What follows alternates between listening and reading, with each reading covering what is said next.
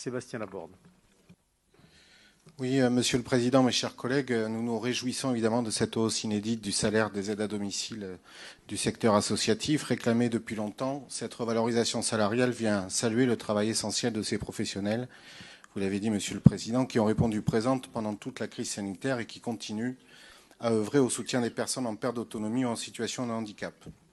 Nous nous réjouissons évidemment du choix du département de compenser cette hausse salariale, évitant ainsi la pénalisation des travailleurs, des travailleuses, essentiellement, et des bénéficiaires des services d'aide à domicile. Il répond justement au plan départemental territoire inclusif et prolonge les engagements déjà pris par le département, notamment au travers de la prime Covid. Cependant, nous déplorons le manque d'accompagnement de l'État après l'annonce de cette mesure. Bien qu'une aide doive être apportée par la CNSA, l'État laisse une somme conséquente à la charge des départements. Nous regrettons également que cette revalorisation ne concerne qu'une partie des aides à domicile. Pourtant, les aides à domicile, quel que soit leur secteur d'activité, exercent bien toutes le même travail. L'accroissement de la demande du service à domicile, les défis de la société inclusive et la crise sanitaire montrent l'importance de ces professions.